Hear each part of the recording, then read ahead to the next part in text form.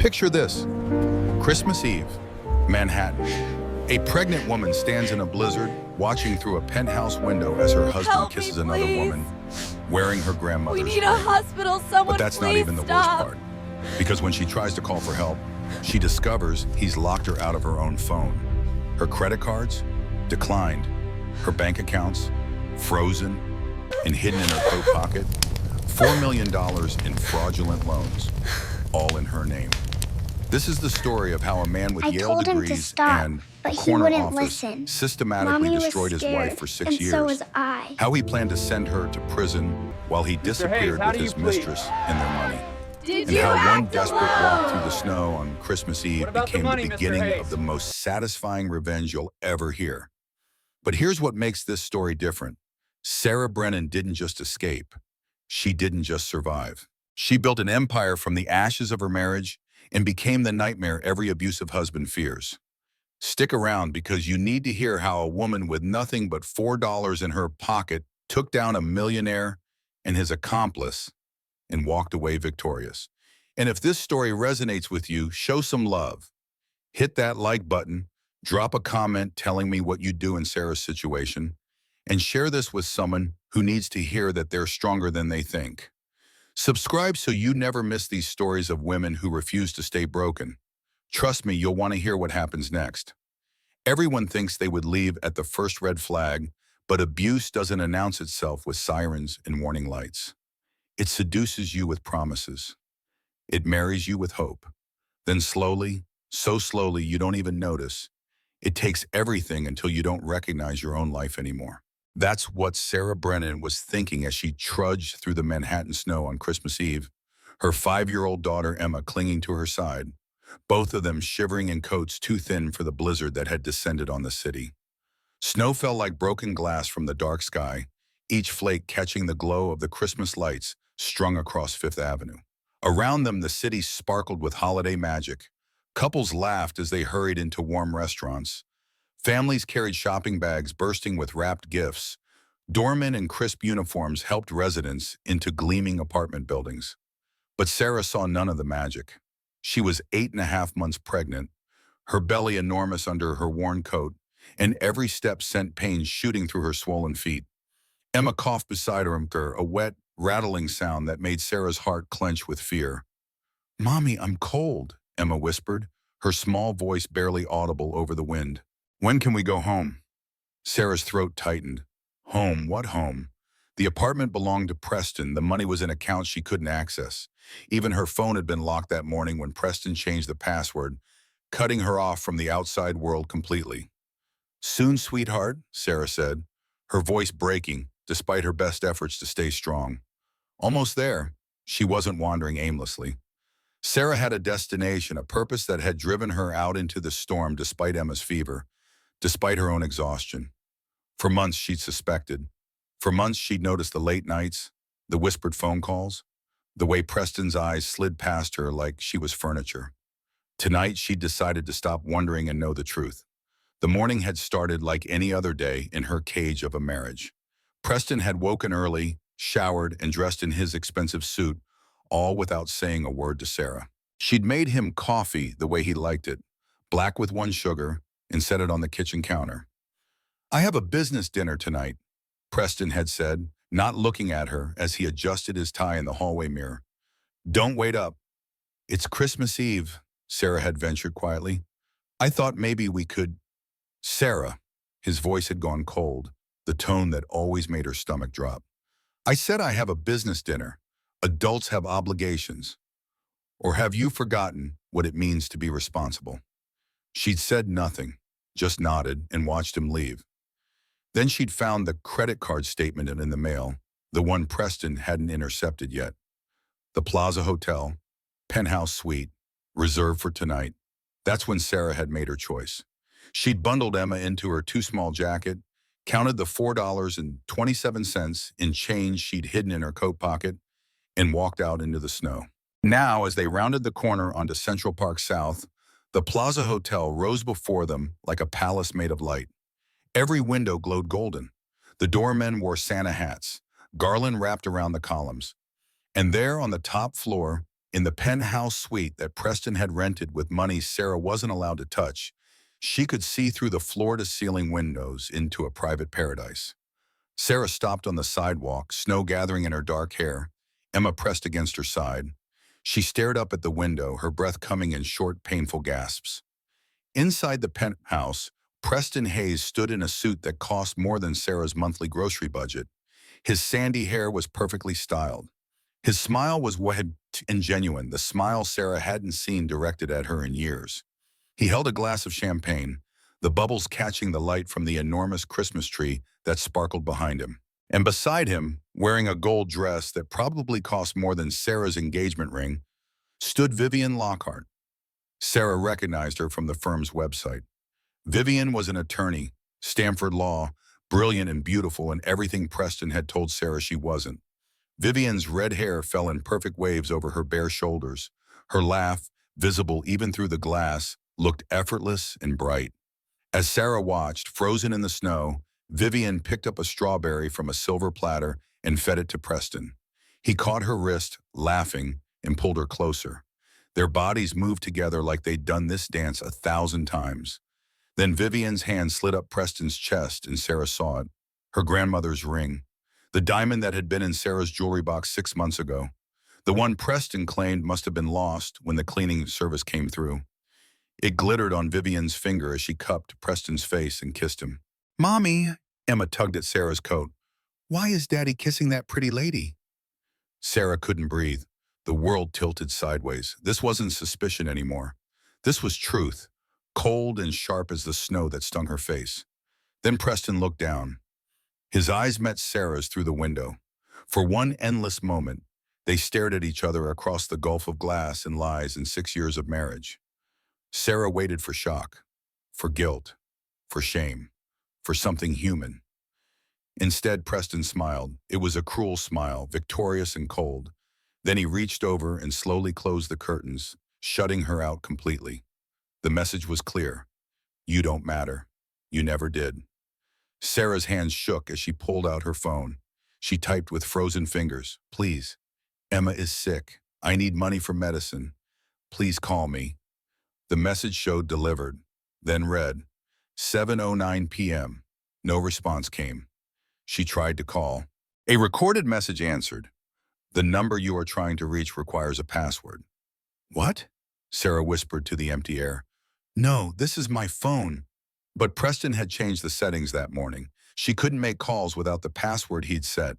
"Emma, honey, we need to get you warm." Sarah tried to hail a cab, waving frantically at the yellow taxis that splashed through the slush. Too many people needed rides on Christmas Eve. Finally, one stopped. "Where to, lady?" the driver asked. "Mount Sinai Hospital, please. My daughter is sick." Sarah fumbled for her credit card, the one Preston let her keep for emergencies. She handed it through the window. The driver swiped it, frowned, swiped again. "Ma'am, it's declining." "Try again, please. She's sick." "Decline, decline, decline, aw. Sorry, lady, no ride without payment." He drove away, leaving them standing in the snow. Emma coughed again, her small body shaking. "Mommy, I don't feel good." And Sarah checked her pockets. $4.27. Not enough for subway fare for two. Not enough for anything. Around them, Manhattan glittered like a jewelry box. But Sarah and Emma might as well have been ghosts, invisible among the holiday crowds. The city was full of people going home, but Sarah had no home to return to. The apartment lease was in Preston's name. The bank accounts were frozen. Her phone was locked. Her credit cards were dead. Her mother lived in Queens, but Sarah had no way to call her, no way to get there. She had nothing. "Okay," Sarah said, her voice steadier than she felt. "We walk." She picked Emma up, struggling with her pregnant belly and her daughter's weight. Then she started walking, not away from the plaza, but toward Mount Sinai Hospital. 26 blocks in a blizzard. This was the moment Sarah Brennan stopped being a wife and became a survivor. The snow fell heavier as they walked. Sarah's feet went numb in her thin boots. Emma's coughing grew worse, each breath a struggle. They passed restaurants where families ate Christmas dinner, warm and safe behind fogged windows. They passed stores closing for the night. Their displays full of things Sarah could no longer afford. She'd given up everything for Preston. Her job at the marketing firm when he said she didn't need to work. Her friends when he said they were a bad influence. Her mother when he said working-class family didn't fit their lifestyle. She'd given and given until there was nothing left to give. And tonight, on Christmas Eve, while he drank champagne with his mistress, Sarah carried their child through the snow, fighting just to survive. By the time they reached Mount Sinai's emergency entrance, Sarah could barely stand. She collapsed against the wall outside, Emma burning with fever in her arms, and let herself cry for the first time in 6 years. That's when Dr. Rebecca Anderson walked out of the hospital and saw them. Oh my God. Rebecca stopped dead in her tracks. Sarah? Sarah Brennan? Sarah looked up, barely able to focus through her tears. Rebecca Anderson, her college roommate from Boston University, the friend she'd lost touch with 4 years ago when Preston decided Sarah spent too much time with people from her past. Becca? Sarah's voice came out as a croak. Jesus Christ, how long have you been out here? Rebecca didn't wait for an answer. She scooped Emma from Sarah's arms and ran inside, shouting for help. The next few minutes blurred together, warm air that felt like salvation, bright lights that hurt Sarah's eyes, nurses surrounding Emma, wrapping her in heated blankets, starting an IV line, calling out numbers that meant nothing and everything. Core temperature, 94.8, someone said. She's hypothermic. Rebecca appeared beside Sarah, gripping her arm. When did Emma start showing symptoms? This morning, the cough. I tried to get medicine, but Preston... Sarah stopped. How could she explain? Where would she even start? Preston? Rebecca's voice sharpened. Your husband, Preston? He froze the accounts. I had no way to... The words tumbled out, 6 years of pain spilling across the sterile hospital floor. Rebecca's face hardened with understanding. Where is he? Drinking champagne with his mistress at the plaza. Rebecca's jaw clenched. You're not going back there. Ever. While nurses stabilized Emma, Rebecca pulled Sarah into a private examination room. She took Sarah's blood pressure, and her expression grew more worried with each reading. Sarah, your blood pressure is 160/105. That's dangerously high for pregnancy. The stress, Rebecca paused, choosing her words carefully. You could have a stroke. The baby could be at risk. I'm fine, Sarah whispered. Just tired. You're not fine. You're showing signs of preeclampsia. If this gets worse, Rebecca stopped herself. Sarah, I need to ask you something. You said you had a miscarriage 2 years ago. What happened? Sarah's hands clenched in her lap. Preston said it was my fault. He said I was careless. He said I should have been more careful, should have rested more, should have... Oh, honey. Rebecca pulled Sarah into a hug. Miscarriages aren't your fault. That's not how it works. Sarah, how long has Preston been controlling you? I don't know anymore. Sarah's voice cracked. It happened so slowly. First it was, let me handle the bills, you're stressed. Then you don't need to work. I'll take care of us. Then my card stopped working. Then my phone, then... She gestured at herself, at her worn coat and exhausted face. That's financial abuse, Rebecca said quietly. That's domestic abuse. But he never hit me. He didn't have to. He imprisoned you without walls. Sarah reached into her coat pocket for a tissue. Her fingers touched something crinkled. An envelope. Forwarded mail that had arrived at the apartment weeks ago, shoved in her pocket and forgotten. The return address said Bank of America. Urgent. Payment overdue. With shaking hands, Sarah opened it. The number jumped out at her, impossible and terrifying. $847,000.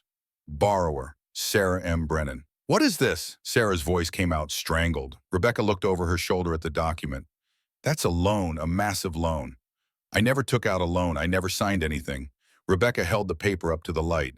The signature looked like Sarah's, but wrong. The S in Sarah looped the wrong direction. The ink had different weights. Sarah, Rebecca said carefully, this signature is forged. Preston, if he forged this, there might be more. Sarah dug deeper into her coat pockets.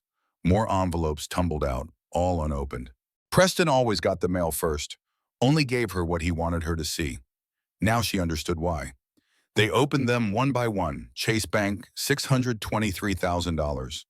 Wells Fargo, $892,000. Citibank, $1,127,000.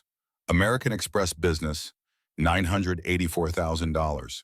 Total, $4,473,000, all in Sarah's name, all with forged signatures. He's destroying me, Sarah whispered, hyperventilating. He's not just leaving me, he's framing me. If anyone finds out, they'll think you stole millions. I'll go to prison. I'll lose Emma. I'll lose the baby. Oh, God. Rebecca grabbed Sarah's shoulders. Listen to me. We call the police. We report fraud. We protect you. He said if I ever tried to leave, he'd make sure I never saw Emma again. Sarah's whole body shook. He has lawyers. He has money. He has everything. What do I have? From the hospital bed, Emma's weak voice called out, Mommy? Sarah went to her daughter, kissed her forehead. Emma's fever had started to break, color returning to her cheeks. I'm here, baby, Sarah whispered. She looked back at Rebecca. What do I do? First, Rebecca said firmly, you and Emma stay at my place tonight. Tomorrow we find a lawyer, and we fight. I don't know how to fight him. Rebecca's eyes were steel. Then you learn. Sarah woke on Rebecca's couch on Christmas morning, disoriented and aching. For one blessed moment, she forgot. Then reality crashed back. Preston, Vivian, the forged loans, Emma sick in the hospital, her entire life in ruins. Emma was asleep in Rebecca's guest room, stable but weak. The apartment was quiet except for the distant sounds of the city waking up to Christmas Day. Rebecca appeared with coffee. I called someone, Detective James Morrison, Financial Crimes Unit, NYPD. He's coming. On Christmas? Rebecca's voice softened. His daughter was in a situation like yours. She didn't make it out. He doesn't take holidays when women need help. An hour later, Detective James Morrison sat across from Sarah at Rebecca's small dining table. He was 52 years old, with weathered features and eyes that had seen too much suffering. He took notes as Sarah told him everything. The controls started slowly. Preston handling all the bills. Preston suggesting she quit her job. Preston saying her friends were a bad influence. Then came the isolation. Her mother's phone calls going unanswered. Her credit cards getting declined. Her phone password changing without explanation. 6 years of systematic destruction disguised as love. Morrison's jaw tightened as he listened. Mrs. Brennan. Sarah, please. Sarah, what your husband did is textbook coercive control. Financial abuse is criminal. Forged signatures on loans totaling over $4 million. That's multiple federal felonies. But can you prove it? He's careful. He's smart. Smart criminals make mistakes, Morrison said. They always do. The question is, are you willing to help me find them? What would I need to do? First, I need those loan documents. Then I'll pull bank records with your consent.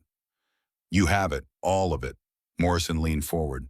Second, where would Preston keep records? Does he have a home office, a safe? Sarah hesitated. Yes, in our apartment. His apartment.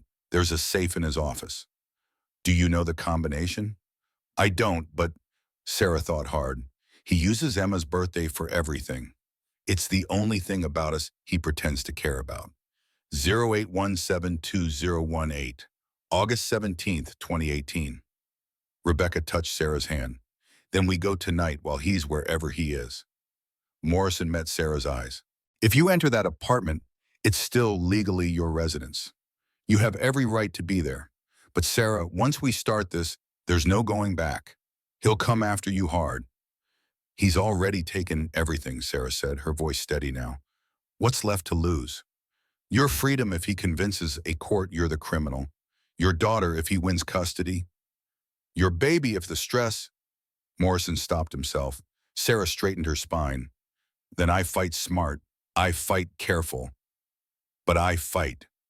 This was Sarah choosing agency. No more victim. Now survivor. That night, Sarah's hands shook as she unlocked the door to the Soho apartment she'd once called home. Rebecca was behind her. Morrison waited in his car outside. unable to officially participate, but ready to respond if needed. The apartment was dark. According to Morrison's surveillance, Preston was at Vivian's place in Tribeca. He wouldn't be back until morning. "This was supposed to be my dream life," Sarah whispered as they entered. "It was a cage with expensive furniture," Rebecca replied. They moved through the living room with its designer sofa and abstract art that Sarah had never chosen. Down the hall to Preston's home office, mahogany desk, framed diplomas from Yale and Wharton, photos of him with Emma, none of Sarah. The safe was hidden behind a Rothko print. Classic. Sarah entered the combination with trembling fingers. 0817-2018. Click. Inside were stacks of documents, USB drives, and something that made Sarah recoil, a handgun. But what mattered most was the leather portfolio. Sarah opened it. Her hands froze. Emails between Preston and Vivian, printed and dated back 18 months. Financial statements showing Preston's trading losses, $4.7 million. And a handwritten plan in Vivian's elegant script. Phase 1, forge Sarah's signature on business loans. Phase 2, transfer assets offshore. Phase 3, frame Sarah for embezzlement. Phase 4, Preston files for divorce plus full custody, claiming Sarah is unstable/criminal. Phase 5, Sarah goes to prison, we disappear with money. "Oh my God," Rebecca whispered, reading over Sarah's shoulder.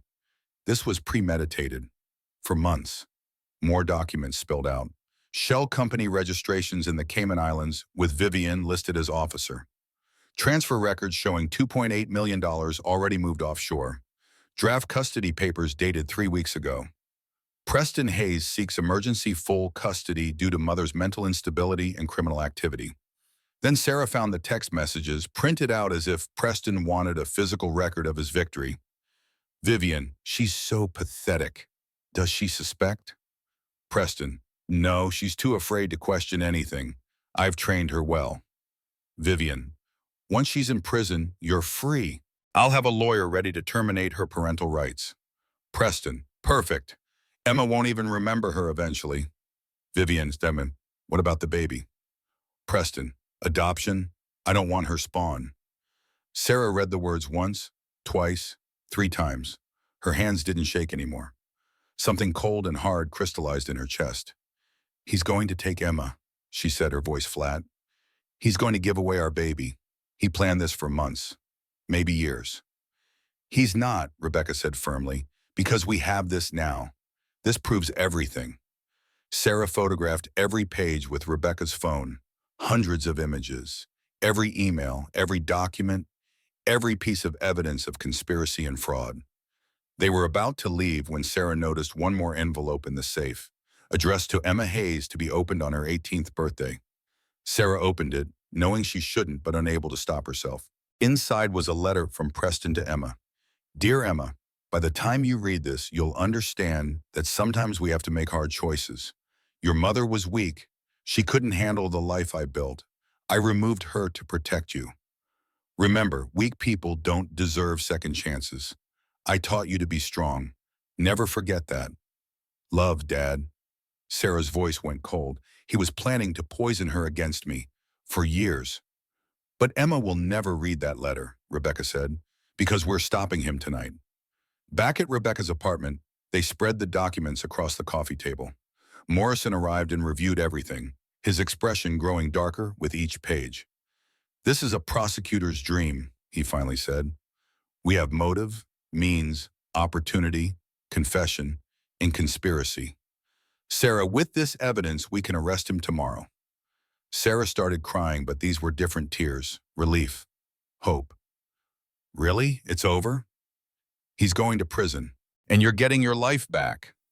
Rebecca ordered Chinese food, the only restaurant open on Christmas night. Emma woke up feeling better and had some soup.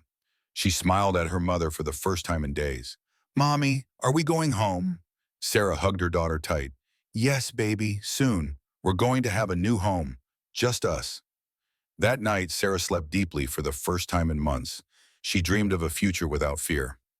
The next morning, she woke to sunlight streaming through Rebecca's windows and the sound of Emma giggling as she played with Rebecca's cat. The nightmare felt like it was ending. Rebecca, I don't know how to thank you, Sarah said. Buy me a very expensive dinner when this is over.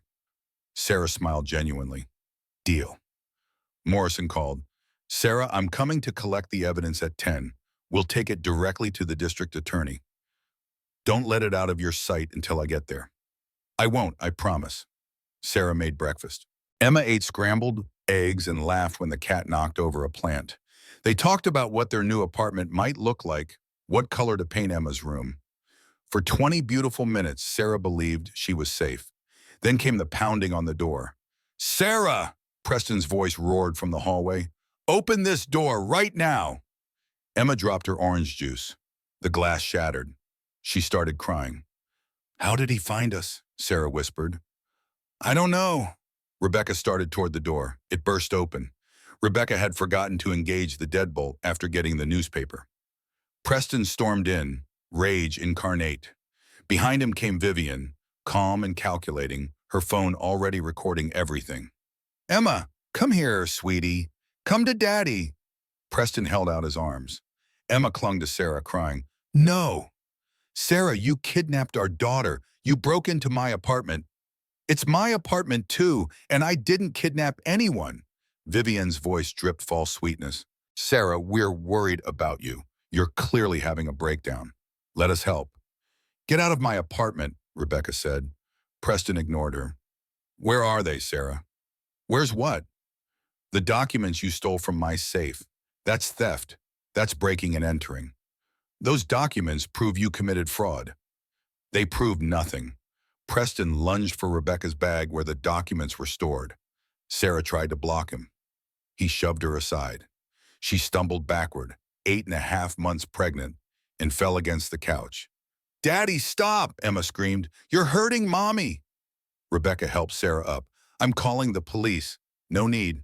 Vivian showed her phone. I already did. Told them a mentally ill woman assaulted her husband and kidnapped a child.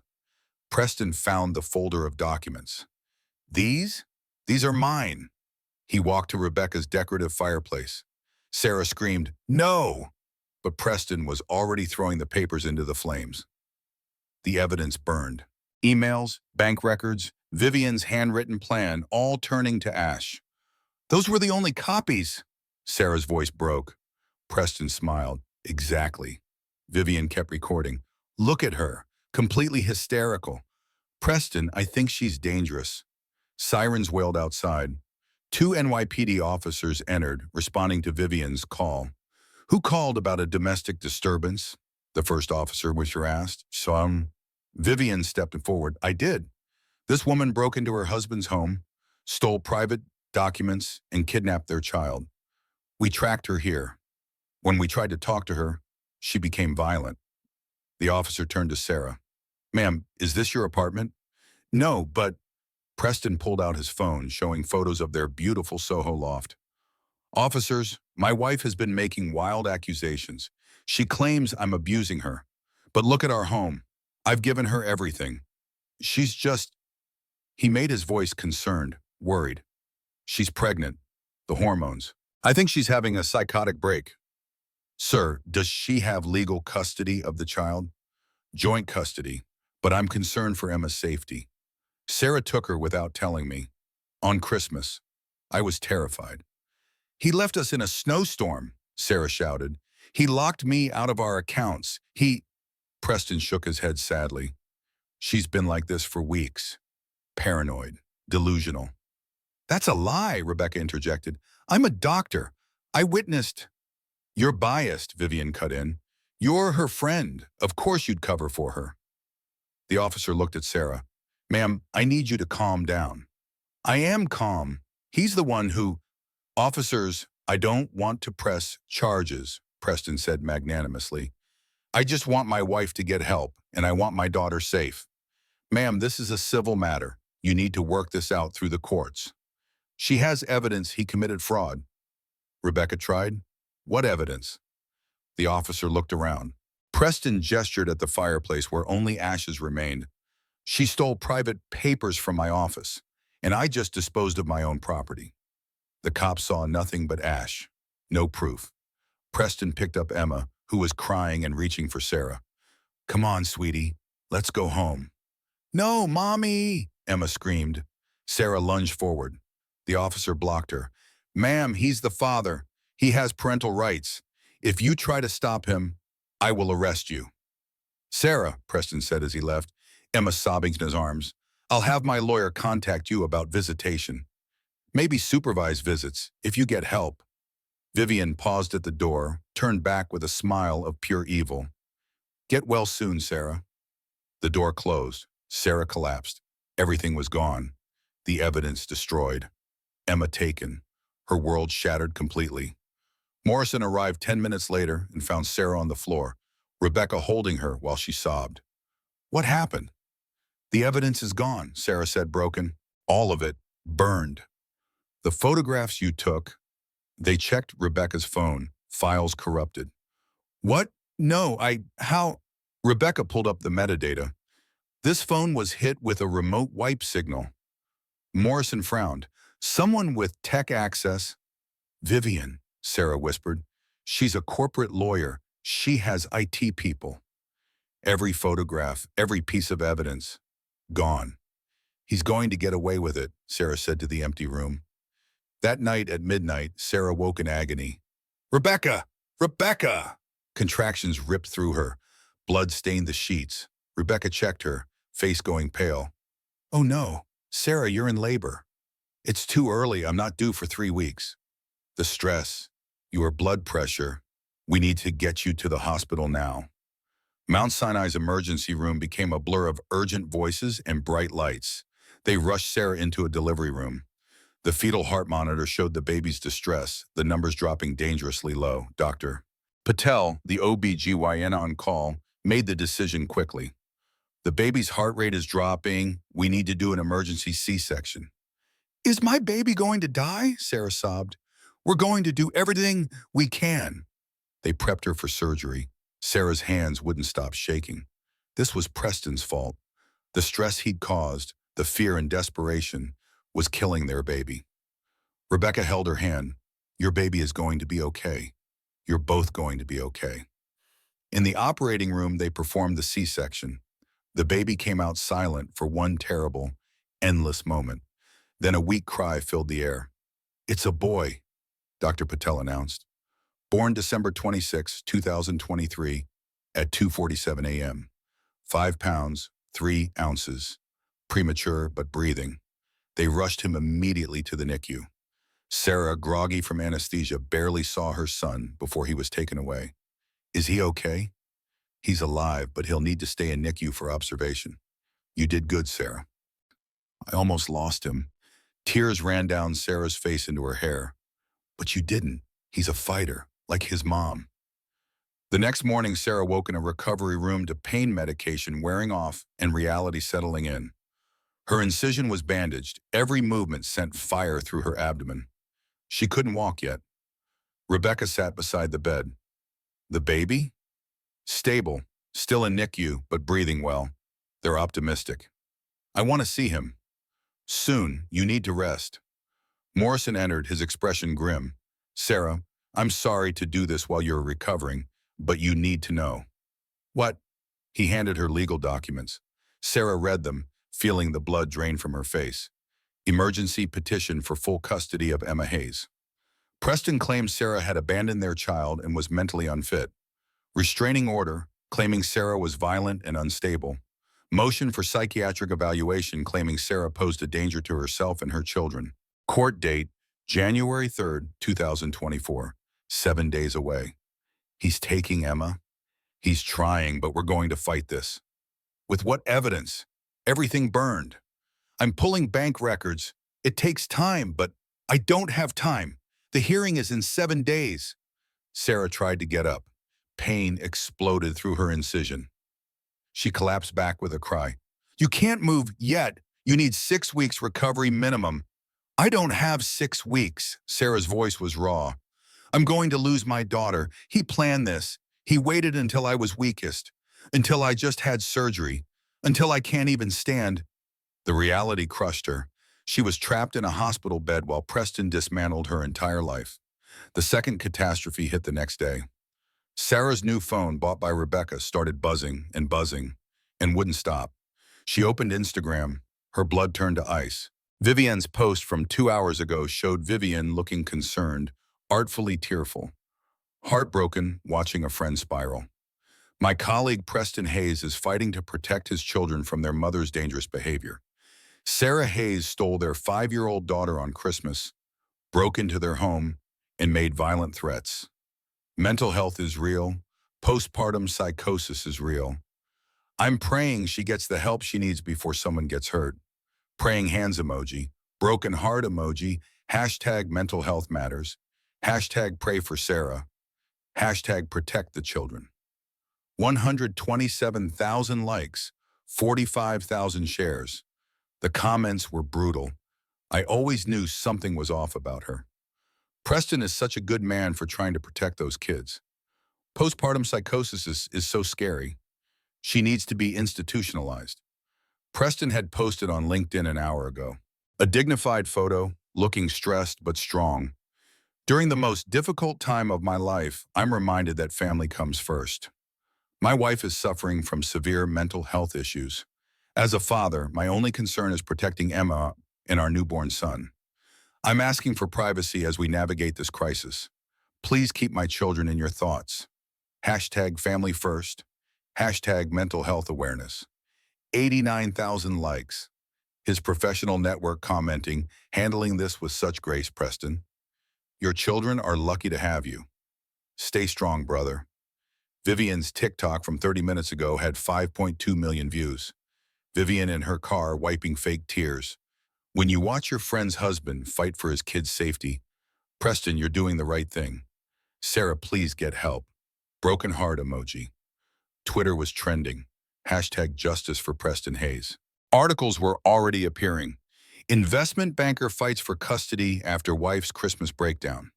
Mother accused of kidnapping own child on Christmas Eve. Friends worry about Sarah Hayes' mental state. They're saying I'm crazy, Sarah whispered, scrolling through hundreds of comments. They're saying I'm dangerous. They're saying I should lose my kids. It's lies, Rebecca said. People who know you. No one knows me. He isolated me from everyone. I have no friends to defend me. No one. Sarah, social media isn't a court of law, but judges Google people. Jurors see this. Everyone sees this. Sarah was right. Her reputation was being destroyed in real time. In 24 hours, she'd gone from anonymous to notorious. That evening, Margaret Brennan arrived at the hospital, having seen the posts. Sarah's mother was 67, with steel gray hair and hands weathered from decades of working in her diner. She'd immigrated from Ireland at 19 with nothing but determination. Baby girl, Margaret pulled Sarah into a careful hug, mindful of the incision. I'm so sorry I let him push me away. Mom, Sarah broke down. I should have fought harder. I should have made you listen when I said something was wrong with that man. You tried. I didn't listen. Because he made you stop trusting your own instincts. That's what they do. Morrison spoke to Margaret. Mrs. Brennan, do you have any records of interactions with Preston? Anything that might help? Margaret's face lit up slightly. I kept journals. After he stopped letting Sarah visit, I wrote down dates, times, things he said to me on the phone. I don't know if that helps. That's something. It establishes a pattern of isolation. Margaret squeezed Sarah's hand. I should have done more. You're doing more now. That's what matters. The third catastrophe came the next day. Sarah had been moved to a wheelchair so she could visit her baby in the NICU for the first time. He was tiny, in an incubator, tubes and wires monitoring every breath. But he was alive. He was breathing. He was hers. Hi, baby, Sarah whispered through the glass. I'm your mommy. I'm so sorry the world was scary so far, but I promise I'm going to protect you. Nurse Williams, kind and in her 50s, smiled. He's doing great. Want to hold him? They prepared Sarah, settling her carefully in a rocking chair, mindful of her surgical incision. Then they placed the baby in her arms. For 2 perfect minutes, the world was right. Sarah held her son, warm and real and alive. She counted his tiny fingers, watched his chest rise and fall. Then Preston's voice shattered the moment. There's my son. Sarah froze.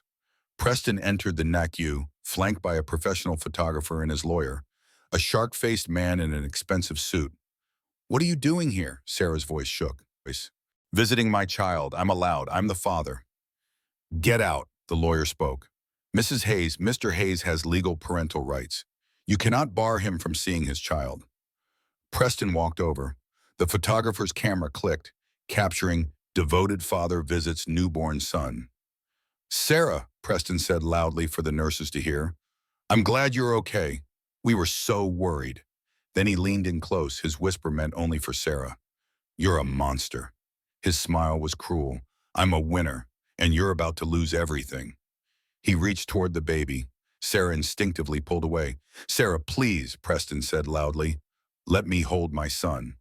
"No, I'm his father. You can't keep him from me." Security hovered uncertainly. Legally, Preston was the father. He did have rights. "I just want 5 minutes with my boy," Preston said, playing to the audience. The NICU nurse looked uncomfortable. "Sir, we usually limit visitors." "My client has legal documentation of paternity," the lawyer interrupted. "Unless there's a court order preventing contact, he has rights." Sarah was trapped. If she refused, it would reinforce Preston's narrative that she was unstable. She handed the baby to a nurse, who placed him in Preston's arms. The photographer kept clicking. "Hey there, little man," Preston cooed for the cameras. "Daddy's here." Then he looked at Sarah with pure malice and whispered so only she could hear. "I'm going to take him. Just like Emma. You'll have supervised visits once a month if you're lucky. Vivian's already drawn up adoption papers." "You can't." "I can. I'm Preston Hayes, respected businessman, concerned father. And you're Sarah Hayes, mentally ill woman who kidnapped her daughter, broke into homes, made threats. Who's the court going to believe?" Tears streamed down Sarah's face. "Why are you doing this?" "Because I can. Because you're nothing without me. And because watching you break is the most satisfying thing I've ever experienced." He handed the baby back to the nurse, turned to leave. "I hope you get the help you need, Sarah," he said loudly. "For the kids' sake." He left with his entourage. The photographer had gotten everything he needed. Sarah sat in the wheelchair, shattered completely. That night, back in her hospital room, Sarah stared at the ceiling. Rebecca sat with her in the dark. "Talk to me," Rebecca said softly. "He wins. He's going to win. He has money, lawyers, control of the narrative. I have nothing. I can't even walk yet." "The hearing is in 5 days. Morrison is building." "Building what? We have no evidence. Everything burned. It's my word against his, and he's made sure the entire world thinks I'm crazy." "You're not giving up." Sarah's voice went flat, emotionless. "Maybe I should. Maybe Emma is better off with him. He can give her things I can't: stability, money, a mother who isn't broken." "Sarah, I'm serious, Becca. What if I fight and I lose? Then I've put her through a custody battle for nothing. What if he's right? What if I am unstable?" "Stop, look at me." Sarah turned her head. "You are the strongest person I know," Rebecca said fiercely. "You survived 6 years of systematic abuse. You walked through a blizzard to save your daughter. You gave birth 3 weeks early under extreme stress. You are not weak. You are not crazy. You are a survivor." "I'm tired of surviving. I want to live." "Then fight. One more time. Fight." Sarah's voice came out as barely a whisper. "I don't know how." "Then let us help you." December 30th, 2023. 3 days until the custody hearing. Sarah was still in the hospital, recovering from the C-section that should have taken 6 weeks of bed rest. Instead, she was trying to learn to walk again, each step sending pain through her abdomen. Detective Morrison arrived with someone unexpected. Julia Martinez, a woman in her 40s with sharp eyes and an FBI badge on her belt. "Sarah, this is Julia Martinez, former FBI forensic accountant. She's agreed to look at your case off the books." Sarah looked up from her hospital bed. "Why would you help me?" Julia sat down, her voice matter-of-fact. "Because I spent 15 years at the FBI tracking men like Preston. Rich, entitled, think they're untouchable. They always leave a trail. Always." "Julia's the best," Morrison added. "If there's evidence, she'll find it." Julia pulled out a laptop. Tell me about Preston's work, his firm. How does money move through the company? Sarah explained what she knew. Whitmore Capital was a private equity firm. Preston was senior vice president, managing client portfolios worth hundreds of millions. He had access to offshore accounts, shell companies, complex financial instruments she'd never fully understood. And Vivian Lockhart works there too? She's in mergers and acquisitions. She handles the legal side of deals. Julia's eyes lit up. M&A lawyers have access to client financial data. If she's been embezzling, and embezzlers are creatures of habit, she'd use infrastructure she already knows. Can you access the firm's records? Rebecca asked. Not legally, but I can pull public filings, SEC reports, court records, bankruptcy filings, start building a financial picture from the outside in. Julia opened her laptop and started typing, her fingers flying across the keyboard. For 3 hours, she worked in silence, while Sarah dozed fitfully and Rebecca brought coffee. Finally, Julia looked up. Okay, this is interesting. She turned her screen around. Preston's firm filed Chapter 11 bankruptcy for 3 shell companies in the Cayman Islands. That's not unusual. Lots of firms use tax avoidance structures, but look at the timing. She pointed to dates on the screen. All 3 companies filed bankruptcy in March of 2023. 1 month before Preston started forging your signatures, according to those loan documents. He was covering losses, Morrison said, understanding immediately. Big losses. I'm still digging, but if I'm right, Preston wasn't just stealing from you, Sarah. He was stealing from his clients. Can you prove it? Not yet, but there's a pattern. Shell companies collapsing, sudden personal loans in your name, offshore transfers. Patterns always lead to evidence. For the first time in days, Sarah felt something other than despair. Hope, fragile and small, but real. The next day, December 31st, Sarah was discharged from the hospital against medical advice. Dr. Patel protested.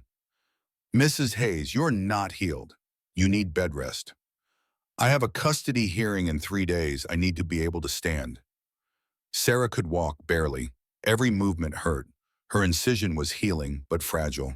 Margaret took Sarah to her small apartment above Maggie's Diner in Astoria, Queens.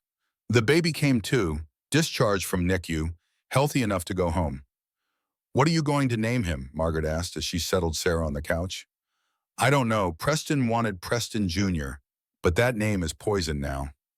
Name him something strong, something that means fighter. Sarah looked down at her tiny son, this miracle who'd survived despite everything. Michael, it means who is like God, and he's my miracle. Michael Brennan, officially named. On New Year's Day, Morrison called with news. We got a break. Claire Rodriguez, Preston's assistant, has agreed to meet. They met at a small diner far from Manhattan, somewhere anonymous. Claire was 26, nervous, with dark circles under her eyes. She kept glancing at the door like Preston might walk in any moment. I can't lose my job, Claire said, shaking. I have a 4-year-old son. I'm all he has. I understand, Sarah said gently, but if you know something, I know everything. Claire's voice dropped to a whisper. I've been his assistant for 3 years. I process his expense, schedule his meetings, handle confidential documents. What did you see? Morrison asked, taking notes. The loans. I knew he was forging your signature, Mrs. Hayes. He'd show me documents and say submit these. I'd see the signature and know it didn't look right. I asked once. He said it was none of my business. Do you have copies? No, but I kept a log. Claire pulled a small notebook from her purse. Dates, amounts, document types, in case I ever needed to protect myself. She opened to the first page. December 2022, submitted loan application, Bank of America, $850,000. Signature appeared copied and pasted. She flipped through more pages. March 2023. Preston told me to file dissolution papers for 3 offshore companies. Said losses need to disappear. June 2023. Vivian Lockhart submitted wire transfer requests to Cayman accounts. Preston approved all. November 2023. Overheard Preston on phone saying Sarah will take the fall. She won't even see it coming. Morrison leaned forward. Would you testify to this in court? Claire looked terrified. If he finds out, He won't, Sarah said, not until court, and by then you'll be protected. My son, if I lose my job, Margaret spoke up. You won't. I'll make sure of it. You need work. You come to my diner. I'll hire you on the spot. Claire's eyes filled with tears. Why are you helping me? Because someone needs to, Margaret said simply, and because you're helping my daughter. Claire took a shaky breath. Okay, I'll testify. They had a witness. Real, credible testimony from someone who'd been inside Preston's operation. Later that day, January 2nd, one day before the hearing, Sarah was going over her testimony with Morrison at Margaret's apartment when there was a knock at the door. Margaret opened it. A man in an expensive suit stood there, looking uncomfortable and out of place in the shabby hallway. Mrs. Hayes, I'm Thomas Grant, Preston's managing director at Whitmore Capital. May I come in? Sarah tensed. Why would you help me? You work with Preston. Because I've been investigating him for 6 months. Thomas entered, carrying a leather briefcase. And because my daughter died because I didn't protect her from her abuser. I won't make that mistake again. He sat down heavily. My daughter Emma, yes, same name as yours, was married to a man like Preston. Controlling, manipulative. I saw the signs. I did nothing. His voice broke. She killed herself in 2018. She was 29 years old. I'm so sorry, Sarah whispered. When Preston started acting erratic at work, drinking, angry outbursts, making risky trades, I started watching. Really watching. Thomas opened his briefcase, and I saw what he was doing. He pulled out thick folders of documents, internal audit reports showing Preston's unauthorized trades, emails showing Vivian had helped him hide the losses, bank records showing $12.4 million moved to offshore accounts, client complaints that had been suppressed by the firm. He's been embezzling. So has Vivian. I've been gathering evidence for months. I was going to handle it internally, protect the firm's reputation. Thomas looked at Sarah. But then I saw the social media posts. I saw what he's doing to you. And I saw your Emma at our office Christmas party. Preston brought her by. She looked terrified of him, just like my Emma used to look. Sarah started crying. Will you testify? I'll do better than that. I'm filing a formal complaint with the SEC tomorrow morning, before your hearing, with these documents. Preston Hayes will be arrested for securities fraud. Whether you win custody or not, he's going to federal prison. The balance of power shifted in that moment. Sarah wasn't helpless anymore. She had witnesses. She had evidence. She had allies. But Preston didn't know that yet, and that gave them the advantage. That night, Sarah couldn't sleep. She sat by Michael's crib, watching him breathe, and thought about Emma. Her little girl was somewhere in Manhattan, probably scared, probably confused, definitely missing her mother. I'm coming for you, baby, Sarah whispered into the dark. Mommy's coming. The next morning, January 3rd, Sarah dressed carefully in the navy dress Rebecca had lent her. She wrapped her surgical incision in extra padding. Every movement hurt, but she could stand, she could walk, and she could fight. Margaret drove them to Manhattan Family Court. Rebecca met them outside. Morrison was there with Julia Martinez. Marcus Rivera, the legendary family law attorney Julia had convinced to take Sarah's case pro bono, stood on the courthouse steps. Ready? Marcus asked Sarah. Sarah looked up at the imposing building. Inside, a judge would decide if she got to keep her children or if Preston would take them forever. No, Sarah said honestly, but I'm doing it anyway. They walked inside together. Across the lobby, Preston stood with his 2 expensive lawyers and Vivian beside him. He saw Sarah and smirked. Vivian whispered something in his ear. They both laughed. Emma was with a court-appointed guardian, a kind-looking woman in her 50s. Emma saw Sarah and started to run forward, but the guardian held her back gently. Baby, Sarah called out. Mrs. Hayes, you can't approach the child before the hearing, the guardian said apologetically. Sarah's heart broke. Her daughter was 15 feet away, and she couldn't touch her. Preston watched this with satisfaction. He thought he'd already won. He had no idea what was about to hit him. The courtroom was smaller than Sarah had imagined from television. Wood paneling, a judge's bench, 2 tables for opposing counsel, windows that let in weak January sunlight. But the stakes were larger than any courtroom in the world. Judge Helen Martinez presided. She was 58, with silver hair pulled back severely, and eyes that had seen every kind of family dysfunction.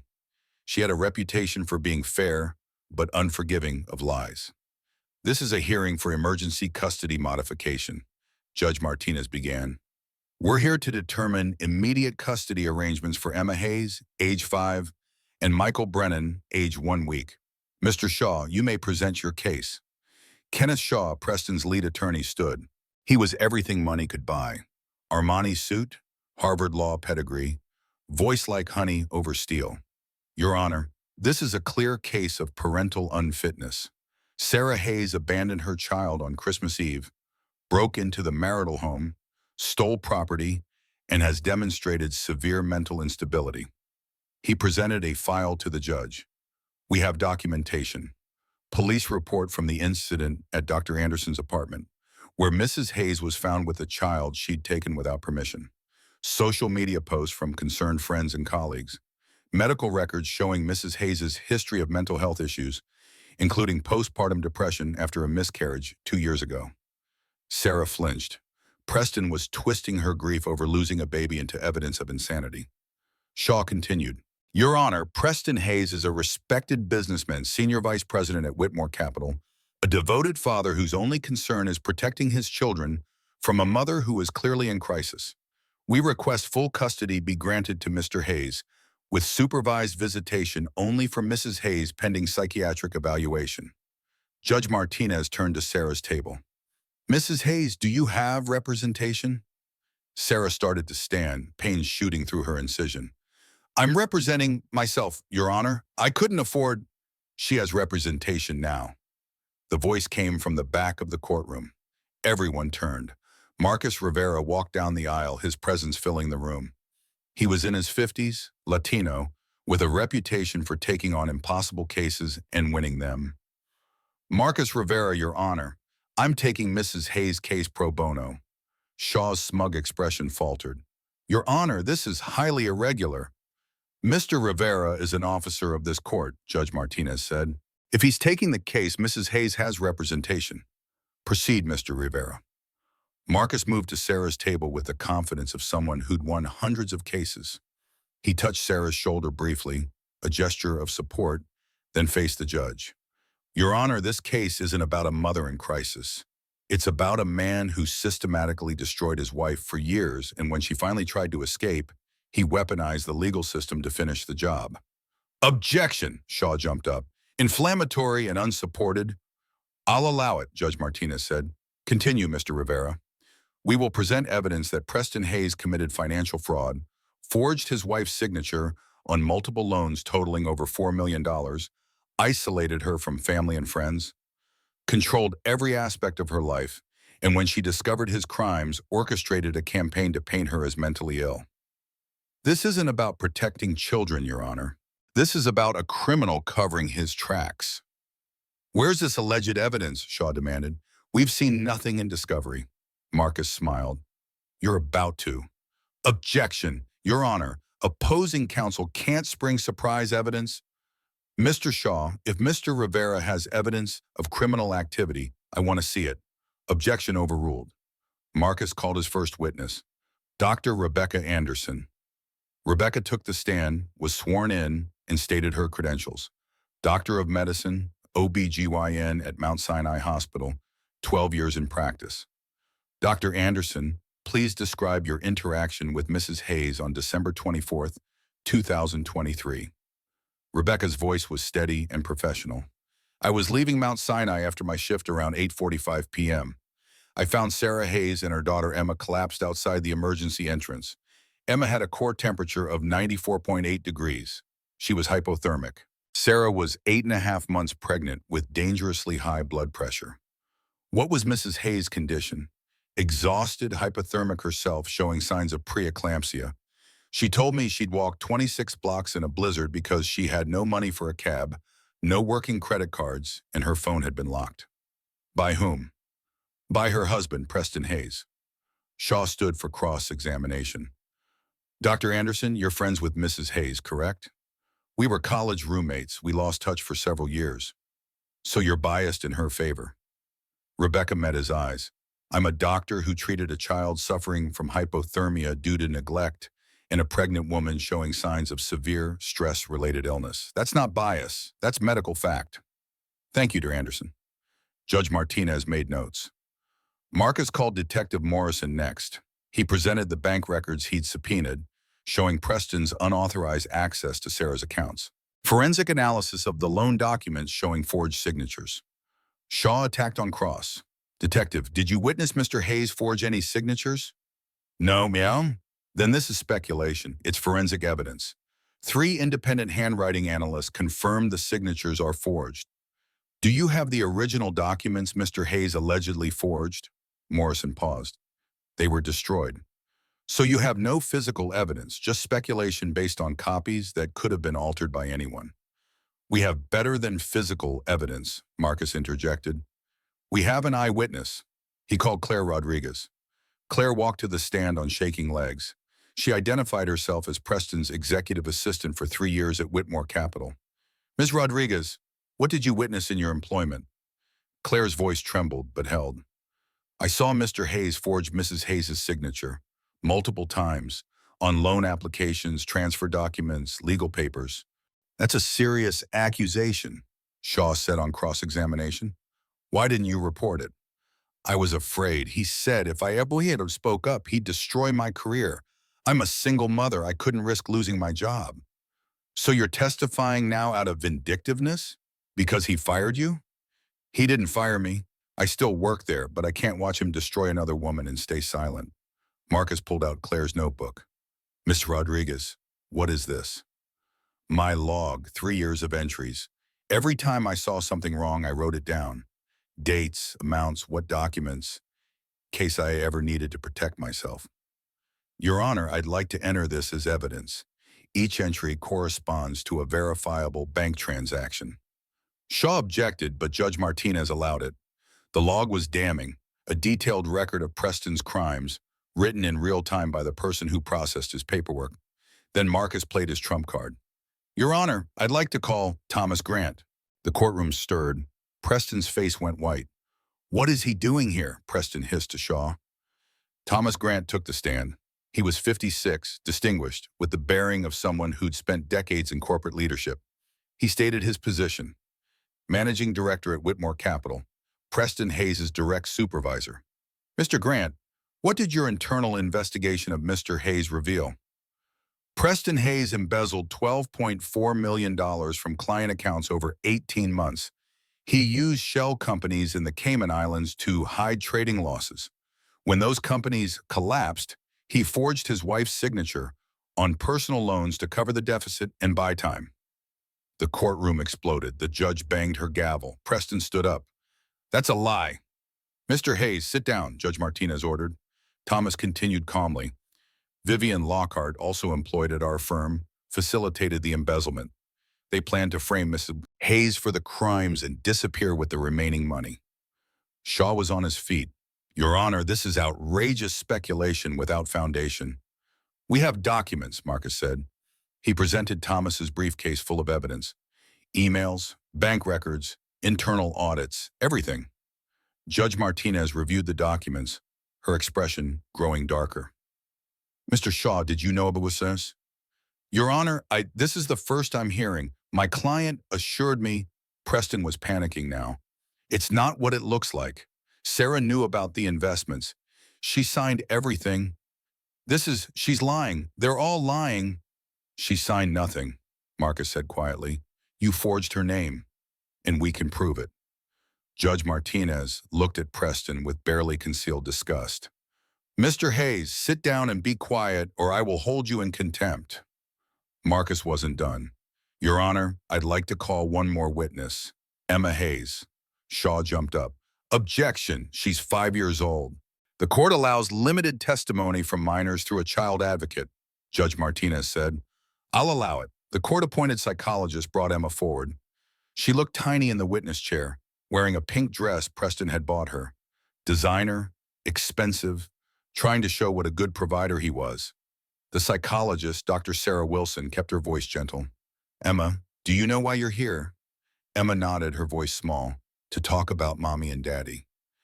Can you tell the judge, do you feel safe with mommy? Yes. Do you feel safe with daddy? Emma paused for a long moment. Sometimes. What happens when you don't feel safe? Daddy yells a lot. He says mommy is bad. He says if I love mommy, I'm bad too. Sarah was crying silently, trying not to let Emma see. Emma, on Christmas Eve, do you remember what happened? Mommy and me walked in the snow. I was cold. Mommy carried me even though her tummy hurt. We saw Daddy through a window. He was kissing another lady. Several people in the courtroom shifted uncomfortably. How did that make you feel? Sad, because Mommy was crying. Emma, do you want to live with Daddy or Mommy? Emma looked directly at Sarah. Mommy, I want Mommy. Preston stood up, his control finally breaking. She doesn't know what she's saying. She's been coached. This is... Mr. Hayes, Judge Martinez slammed her gavel. One more outburst, and I will hold you in contempt and have you removed from my courtroom. Marcus called one final witness, Margaret Brennan. Margaret took the stand and pulled out her journals. She read entries spanning 3 years, documenting every time Preston had isolated Sarah from her family. December 2020, called Sarah. Preston answered. Said Margaret, Sarah's busy. She'll call you back. She never did. March 2021, drove to their apartment. Doorman said Mrs. Hayes isn't receiving visitors. I waited 3 hours. Preston came down. Said Margaret, you're embarrassing her. Working class family doesn't fit our lifestyle. Please stop coming. November 2023. Sarah called from a restricted number. Whispered, Mom, I can't talk long. He tracks my phone. I'm scared. Then the line went dead. Margaret was crying now. I should have done more, but I'm here now, and I'm telling you, Your Honor, Preston Hayes is dangerous. Judge Martinez called a 15-minute recess.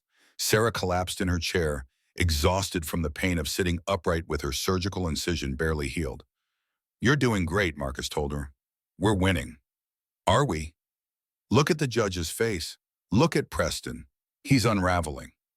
Indeed, Preston was conferring frantically with Shaw, his mask of composure slipping.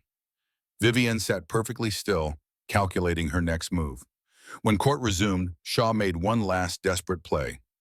Your Honor, we'd like Mr. Hayes to testify in his own defense. Marcus smiled. This was exactly what he wanted. Preston took the stand, trying to project confidence. Your Honor, I love my family. I've provided for them, and everything I did was to protect them, to give them a good life.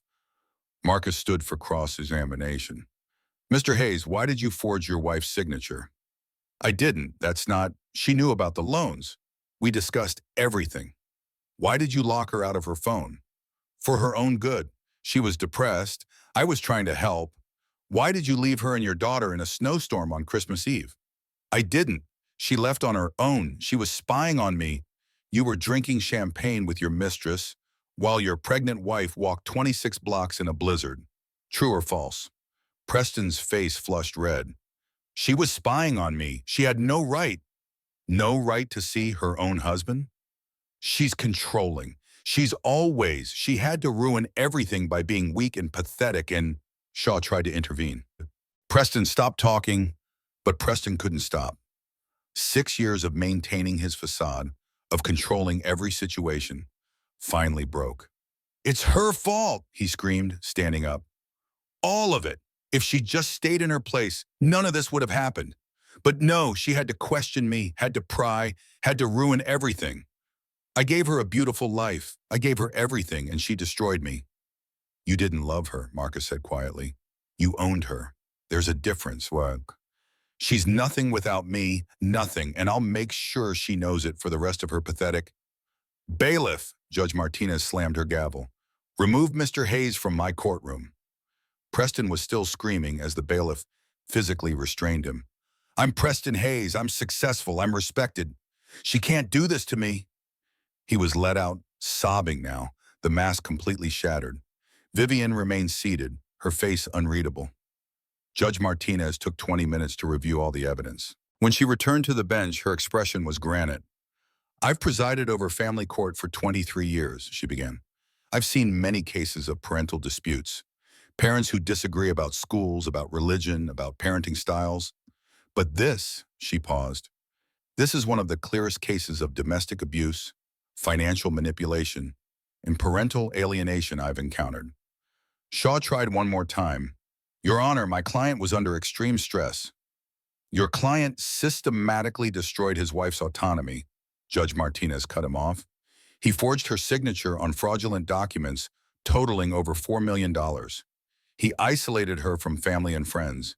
He controlled every aspect of her life. And when she tried to escape, he weaponized the legal system against her. That's not stress. That's calculated abuse. She looked directly at Sarah.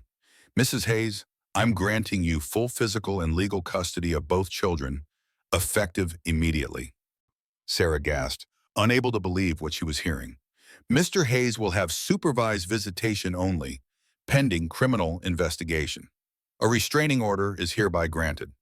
Mr. Hayes is to have no contact with Mrs. Hayes outside of court-supervised visitation. Additionally, I'm ordering a full financial investigation by the district attorney's office. Shaw stood. Your Honor, we intend to appeal. You can appeal all you want, Mr. Shaw, but those children are going home with their mother today. Sarah collapsed in relief. Margaret and Rebecca caught her, held her up. Marcus squeezed her shoulder. Emma was brought over. She ran to Sarah, wrapping her small arms around her mother's neck. Mommy! They held each other, both crying. Are we safe now? Emma whispered. Yes, baby. We're safe. Outside the courthouse, federal agents were waiting. Agent Torres and his team had been coordinating with Morrison and the SEC based on Thomas Grant's complaint. Preston Hayes? Preston, still being escorted out by court security, looked up. Yes? You're under arrest for wire fraud, securities fraud, identity theft, and embezzlement. They cuffed him while reading his rights. What? No, this is a mistake. Shaw, do something. Shaw backed away. I'm no longer your attorney, Mr. Hayes.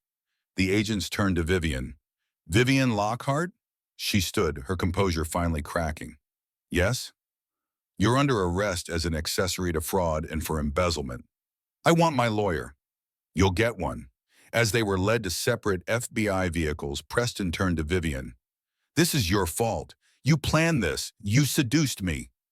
Vivian laughed bitterly. You stupid man. You think you were special? You're mark number 5. What? I've done this 4 times before. Rich, entitled men who think they're untouchable. You all fall the same way. You told me you loved me. I don't love anyone. I destroy. It's what I do. Why?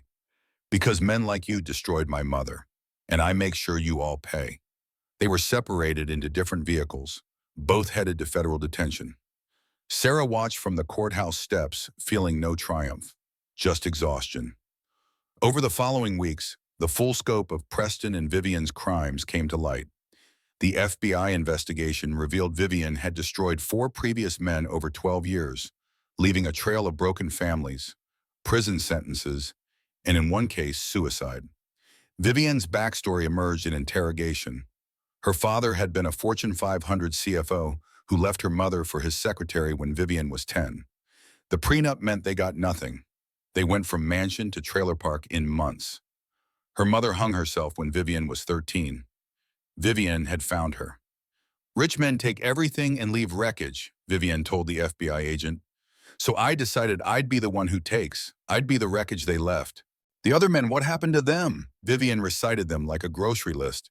Daniel Morrison, Boston, prison, family destroyed, 2015. Robert Collins, San Francisco, same pattern, 2017. Marcus Townsend, Chicago, killed himself, 2019. James Peterson, Seattle, psychiatric facility, permanent, 2021. And you felt no remorse? They were all like my father, entitled, arrogant. They deserved it. What about their wives, their children? Sarah Hayes, she didn't deserve what you did. Vivian paused. For the first time, a crack appeared in her armor. Collateral damage. Sarah's baby was born premature because of stress you caused. Emma, 5 years old, is traumatized. Vivian stopped. You became what you hated. You became your father. No, Vivian whispered. You destroyed families, just like he did. Vivian's face showed real emotion for the first time, horror at what she'd become. What have I done? Preston's trial began in June 2024. By then, he was gaunt and broken. The evidence was overwhelming. His clients testified, including an elderly couple who had lost their entire retirement savings. Preston tried to blame Vivian, but the prosecutor was merciless. Preston Hayes is 38 years old, a Yale graduate, an MBA from Wharton. He knew exactly what he was doing. When Preston took the stand in his own defense, he broke down. "I made mistakes, but I never meant to hurt anyone. I love Sarah. I love my daughter. I just wanted to be successful, to be respected." "You didn't panic, Mr. Hayes," the prosecutor said. "You executed a plan, a cruel, calculated plan." The jury deliberated 4 hours, guilty on all 47 counts. At sentencing in August, Judge Crawford was unsparing. "Mr. Hayes, you had every advantage, education, wealth, privilege, and you used those advantages to hurt vulnerable people. Your wife, your daughter, your clients, elderly people who trusted you with their life savings. The court sentences you to 18 years in federal prison. No parole for 12 years. Restitution of $16.9 million to victims." Preston didn't react. He was already broken. Vivian's trial was faster. She pleaded guilty to avoid trial, accepting her fate. Her sentencing in September was harsh. "Ms. Lockhart, you're not just a thief, you're a serial predator. You've destroyed 6 families over 12 years. 3 men are in prison because of you. 1 is dead, 1 is permanently institutionalized. You showed no mercy.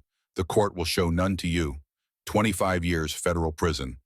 Eligible for parole in 2042. As Vivian was led away, she passed Sarah in the hallway. She stopped. "Mrs. Hayes." Sarah tensed. "What?" "I'm sorry for what that's worth, which is nothing." "You're right, it's worth nothing. Your daughter Emma, she looks like my sister did, before everything fell apart. Don't. I hope she grows up knowing she was loved. I hope you both heal. We will, without you in our lives." Vivian smiled sadly. "That's the only good thing I've done for you." She was led away.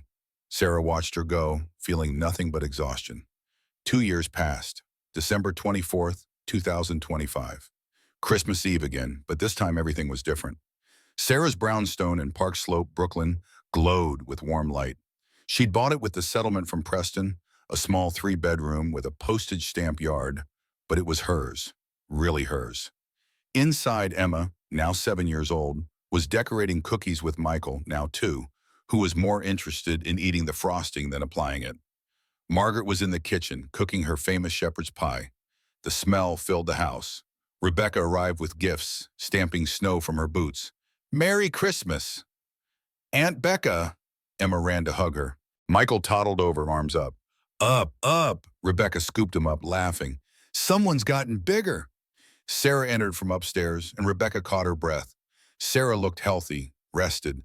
Her hair had grown out, falling past her shoulders. She wore a jeans and a cozy sweater. She was smiling, genuinely smiling, in a way Rebecca hadn't seen in years. "Hey, I thought you were on call tonight." "Switched shifts. Wasn't going to miss Christmas Eve with my favorite people." They gathered around the small dining table. Simple meal, nothing fancy, but full of warmth. Margaret's shepherd's pie, salad, fresh bread from the bakery down the street. "Emma, what did you learn in the school this week?" Margaret asked. "We read a story about a princess who saved herself." "No prince?" Rebecca teased. "Nope, she didn't need one. The teacher said princesses can save themselves." Sarah smiled.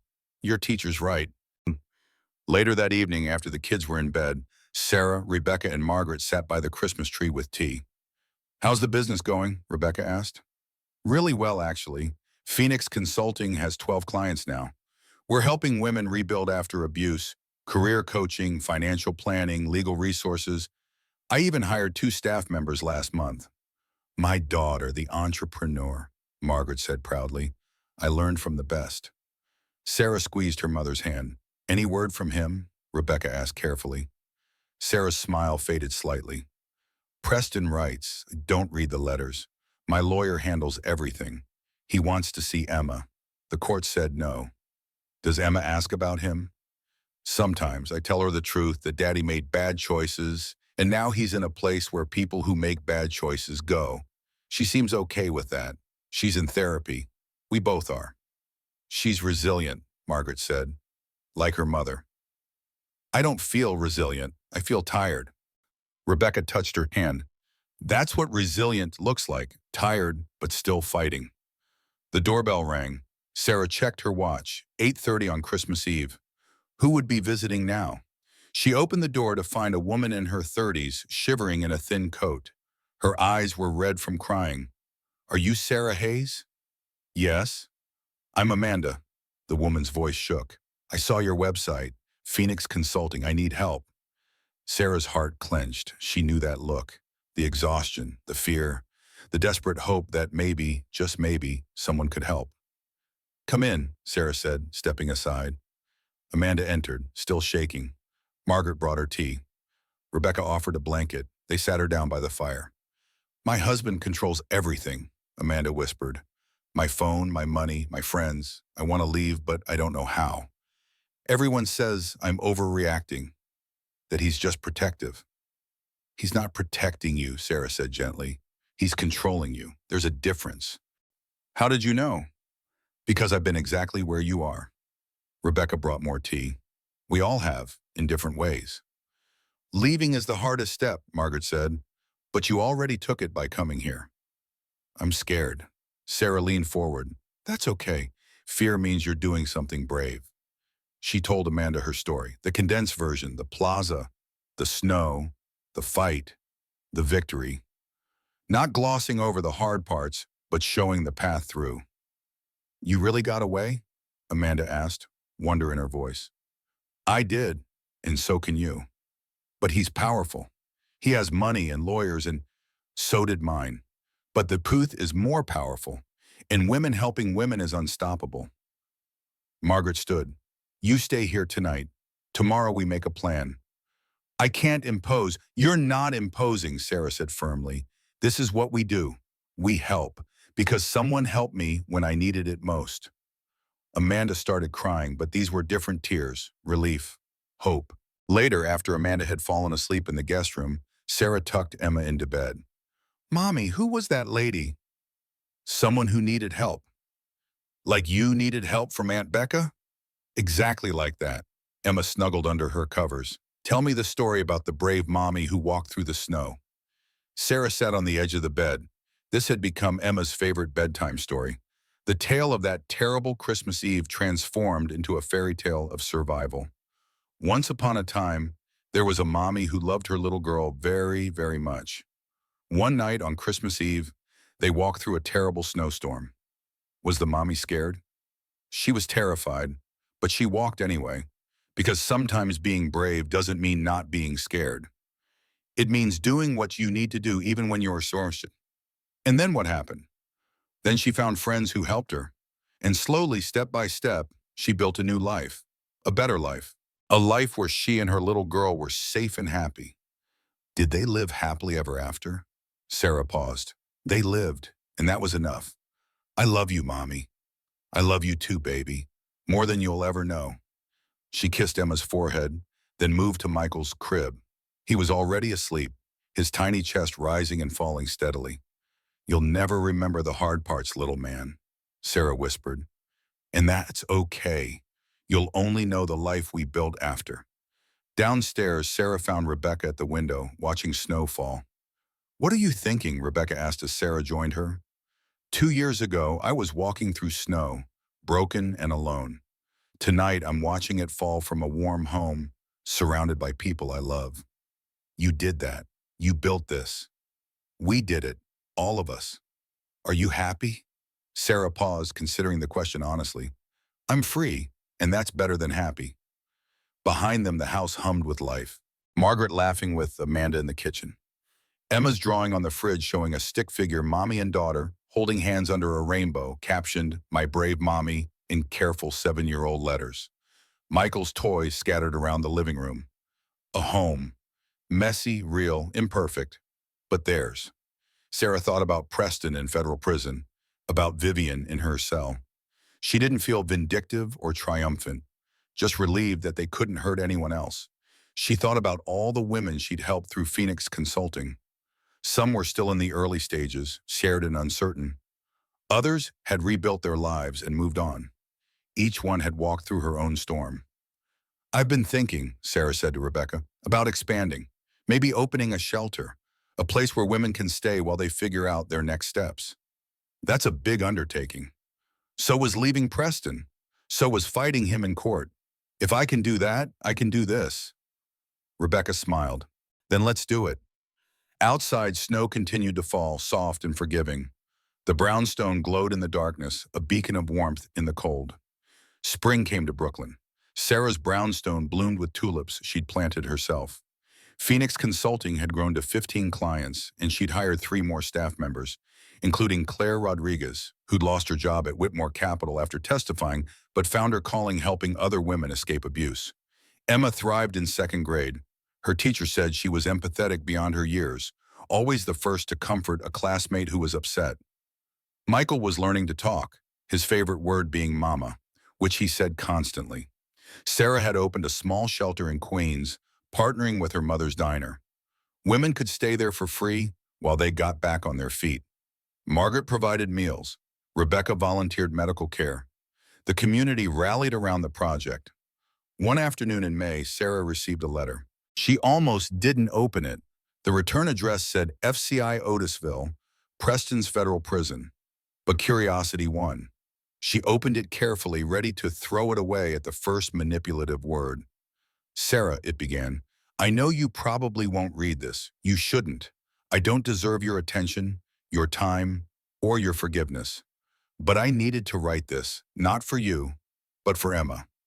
Maybe one day she'll ask about me, and you can show her this letter so she'll know the truth. I destroyed everything. I knew it at the time and did it anyway. I told myself I was providing for you, protecting you, making decisions that were best for our family. But I was lying to myself. I wanted control. I wanted to own you, to make you small so I could feel big. The truth is, I was always afraid. Afraid I wasn't good enough, wasn't smart enough, wasn't worthy of success, so I took shortcuts. I lied. I stole. And I destroyed the only person who ever truly loved me. You loved me before I had money. Before the fancy apartment in the expensive suits. You loved me when I was just a guy with big dreams and no plan. And I repaid that love by systematically breaking you down. I don't expect forgiveness. I don't deserve it. But I want Emma to know this. What I did to you was wrong. It wasn't your fault. It was never your fault.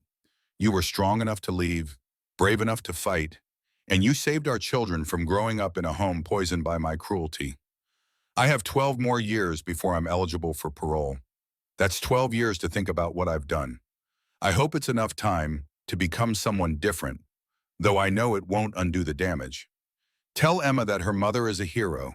Tell Michael that he's lucky to have you. And Sarah, if you ever think about what we had, remember only the beginning, before I ruined it. Remember when we were happy. I'm sorry it's not enough, but it's all I have. Preston." Sarah folded the letter and sat for a long moment. Was it genuine? Was Preston actually repentant, or was this another manipulation? She'd never know for sure. But it didn't matter. Preston's redemption wasn't her responsibility. She'd fought for her freedom and won. What he did with his prison sentence was his business. She put the letter in a file labeled Emma, age 18. When her daughter was old enough, she could read it and decide for herself what to think about her father. The doorbell rang. Sarah opened it to find a young woman, maybe 25, with a black eye poorly covered by makeup. "Are you Sarah Hayes from Phoenix Consulting?" "I am. What's your name?" "Jessica, I need help. My boyfriend says he'll change, but..."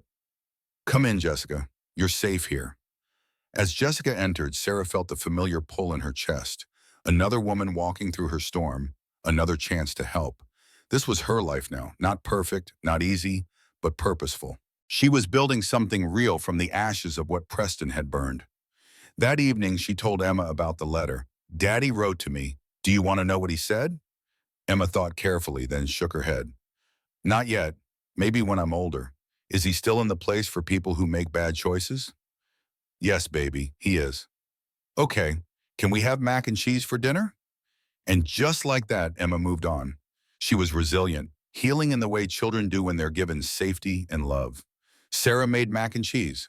Nothing fancy, just the box kind with the orange powder that Michael loved.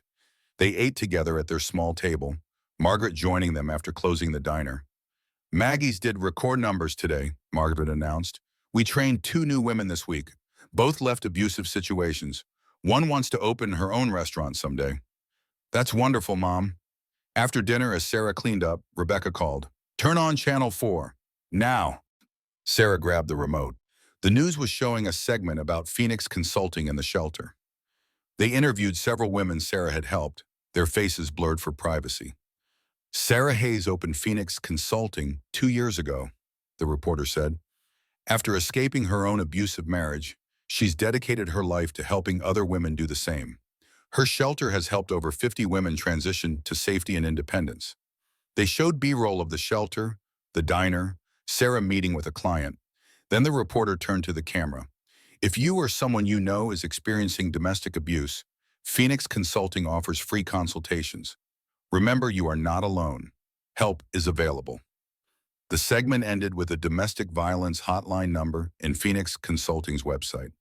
Sarah's phone immediately started ringing, women calling for help, and Sarah answered each call one by one, offering hope to those still walking through their storms. A year later, autumn 2026, Sarah received a different kind of letter. This one from FCI Danbury. Vivian Lockhart requested a visit. Sarah's first instinct was to refuse, but something made her reconsider. Maybe closure, maybe curiosity, maybe just the need to look her former tormentor in the eye and show her that Sarah had survived. She drove to the federal prison on a cold October morning. The facility was imposing, all concrete and barbed wire. Inside, she went through security, was searched, and led to a visiting room divided by plexiglass. Vivienne appeared on the other side.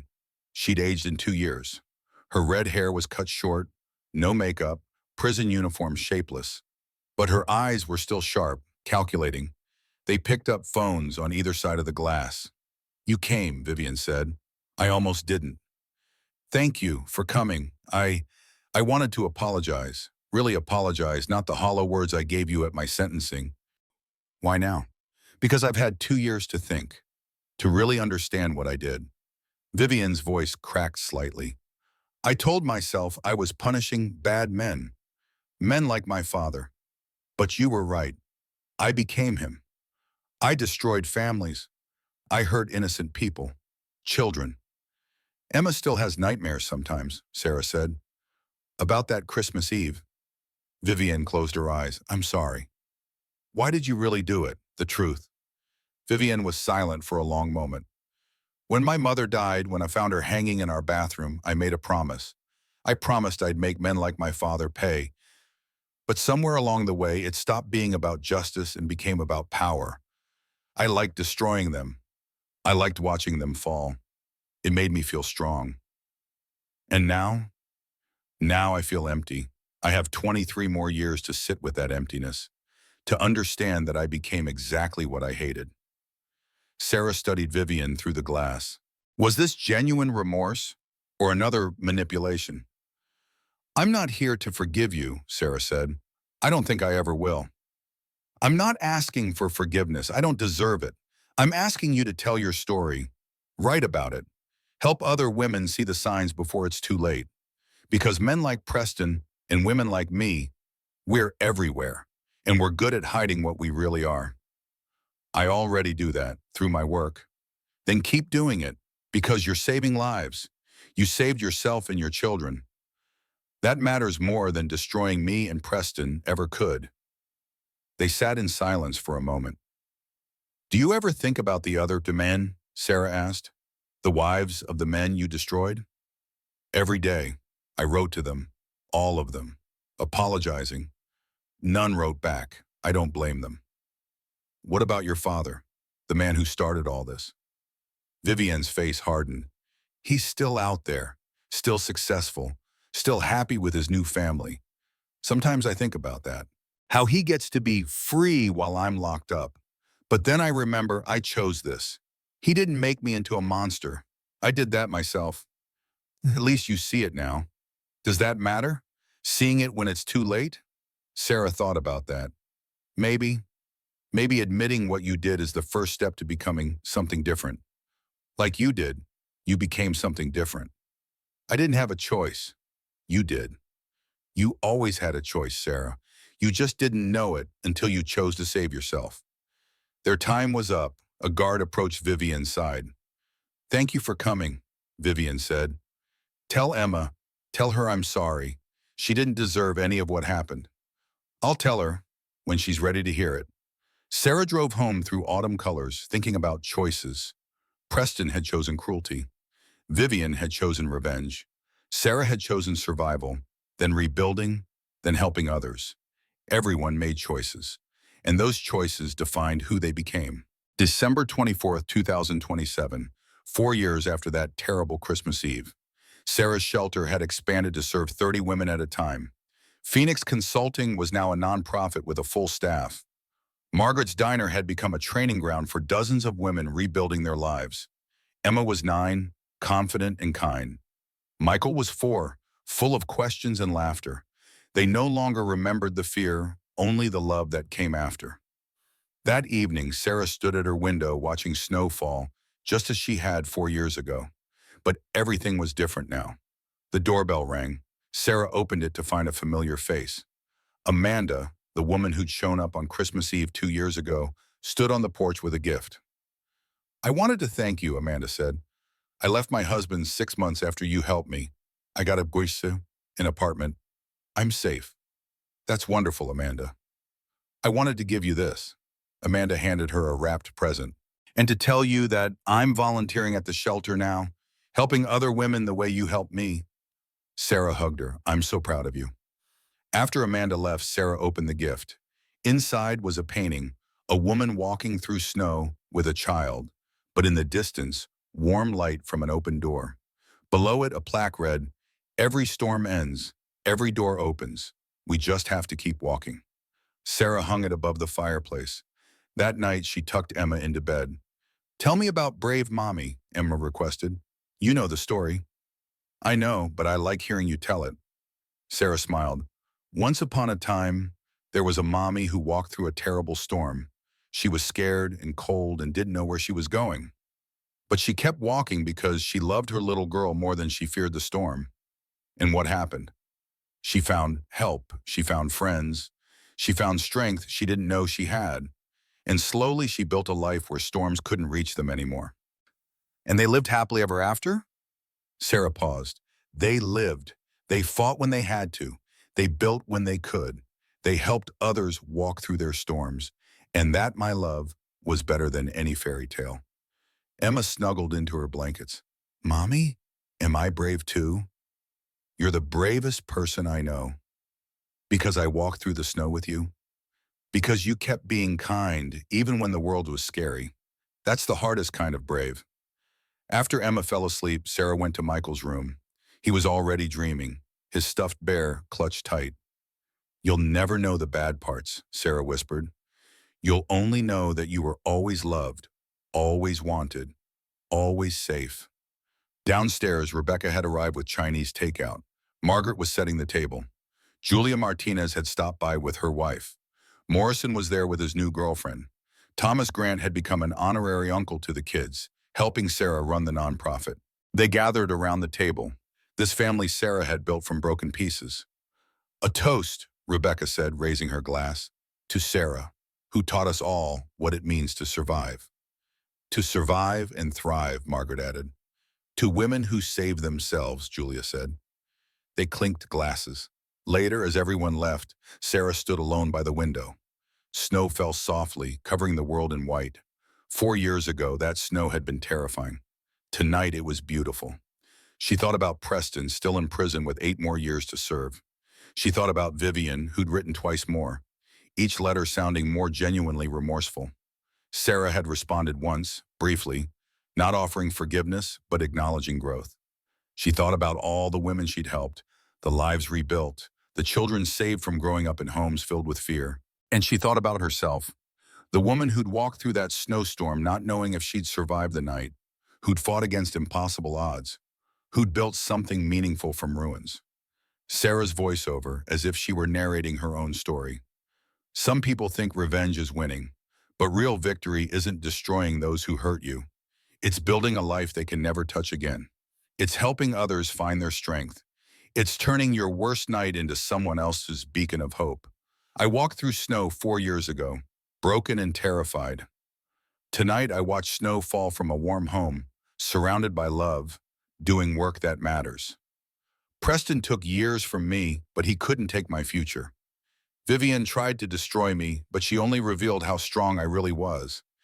Every woman who calls my hotline, every person who walks into my shelter, every story I hear reminds me, we're all walking through storms. But we don't have to walk alone. And the strongest thing we can do is reach back and help the next person still struggling through the snow. That's what I learned. Not that I needed to be fearless, but that I could be terrified and keep walking anyway. Not that I needed to be perfect, but that I could be broken and still beautiful. Not that I needed revenge, but that I needed freedom. And freedom, I discovered, isn't about destroying your enemies.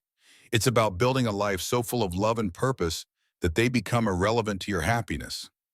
Sarah closed her eyes, breathing in the peace of her home. Outside, snow continued to fall. Inside, her children slept safely. The shelter she'd built was full of women finding their strength. The nonprofit she'd created was changing lives. She'd walked through her storm, and now she stood as a lighthouse for others still walking through theirs.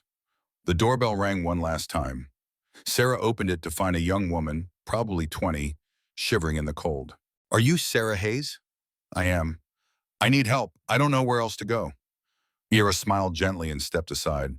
"Come in. You're safe now." As the young woman entered, Sarah looked up at the falling snow one more time. 4 years ago, she'd been that terrified woman. Tonight, she was the warm door opening in the storm. And that, Sarah thought, as she closed the door on the cold and led another survivor towards safety, was the best revenge of all, not destroying those who hurt you, but becoming the person who saves others from the same fate. The snow fell, the door closed, the house filled with warmth, and Sarah Brennan, survivor, mother, entrepreneur, lighthouse, lived.